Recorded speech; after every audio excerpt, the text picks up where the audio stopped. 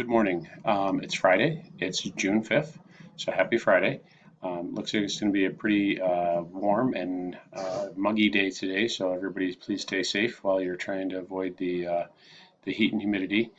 I'm not sure what caused it this morning, if it was excessive power draw, but I had a power transformer blow on my street, which lost its power for about an hour and a half this morning. So I'm a little bit behind getting these morning videos up. So if you checked in a little while ago and the videos weren't there, that's why. Okay, so now the power's back up. So I've got internet and the ability to get stuff up on the web. We're going forward.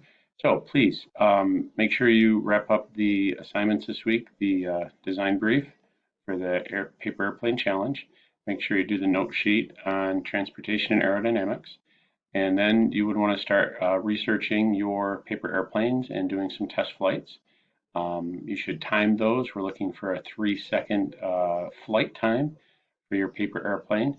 Do not destroy your paper airplanes. I'm going to ask you to take some pictures of maybe you holding your paper airplane and telling us a little bit about your design. So don't destroy them, hang on to them. Make multiples, by multiples I mean test one. If it works, okay, how can you make it better? Do a little bit more research, make another one, test it, see if it works. If you notice that something needs fixing or something isn't going quite as well as you thought it might, then make another one.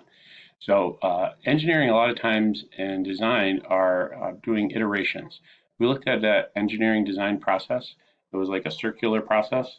So each time you go through that process of asking the question, what are the needs, identifying the constraints, identifying possible solutions, trying the solutions, evaluating solutions.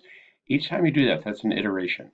So we want you to do however many iterations it takes to make a successful product. So we picked something fairly easy this time, of course, but in a way, once you start timing these, 3 seconds sounds like, oh my goodness, that's so fast. Trying to keep something there for 3 seconds, ooh, maybe not as easy. Okay. Now, depending on what you've done before building paper airplanes, maybe you have a little bit of advantage over some of your classmates. That's fine.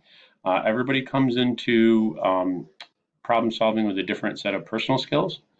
And then we look for how we can use those personal skills to achieve success. Okay. All right. So guys, enjoy, have a good time with the project, and I will be asking you for some pictures and perhaps videos on Monday.